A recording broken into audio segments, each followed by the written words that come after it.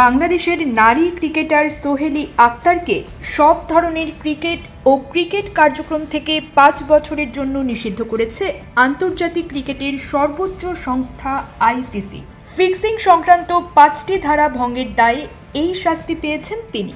আইসিসির দুর্নীতি দমন ইউনিটের কাছে দায় স্বীকার করে নিয়েছেন সোহেলি। তার নিষেধাজ্ঞা চলতি মাসের 10 ফেব্রুয়ারি থেকে কার্যকর হয়েছে।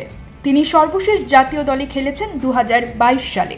তবে 2023 সালে দক্ষিণ আফ্রিকায় অনুষ্ঠিত নারী টি-20 বিশ্বকাপে বাংলাদেশ দলের এক ক্রিকেটারকে ফিক্সিংয়ের প্রস্তাব দেন তিনি।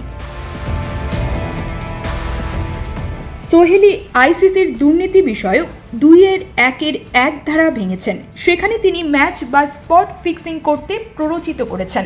2-1-3 ধারা ভেঙেছেন, যেখানে বলা হয়েছে তিনি ম্যাচ পাতানোর জন্য অন্যকে উৎসাহিত করার দরুন অর্থ বা পুরস্কার নিয়েছেন কিংবা চেয়েছেন।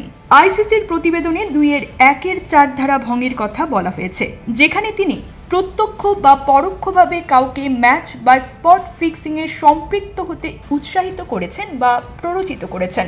2-4 ধারায় বলা হয়েছে আইসিসিকে তিনি তদন্তের স্বার্থে তথ্যাদি দিতে ব্যর্থ হয়েছেন।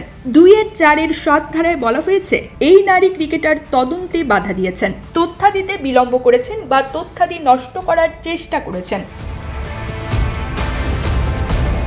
সোহেলি বাংলাদেশ নারী দলের হয়ে 2টি ওয়ানডে খেলেছেন। 2013 সালে তার অভিষেক হয় ও 2014 সালে শেষ ওয়ানডে খেলেন।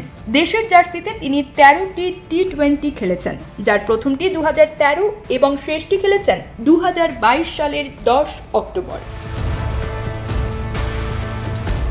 জাতীয় দল থেকে বাদ পড়ার পর 36 বছর বয়সী এই ক্রিকেটার 2023 টি-20 বিশ্বকাপের সময় তৎকালীন জাতীয় দলের ক্রিকেটার লতা মণ্ডলকে ম্যাচ বা স্পট ফিক্সিংয়ের প্রস্তাব দেন, কিন্তু লতা ওই প্রস্তাবে সাড়া দেননি। তিনি আকসুকে বিষয়টি জানিয়ে দেন। ওই সময় সোহেলি সংবাদ মাধ্যমের কাছে দাবি করেছিলেন তিনি সতীর্থ লতাকে মজা করে মিথ্যা প্রস্তাব দিয়েছিলেন মাত্র, যে কারণে নিজে ফেঁসে যাচ্ছেন। Sports desk, focus TV.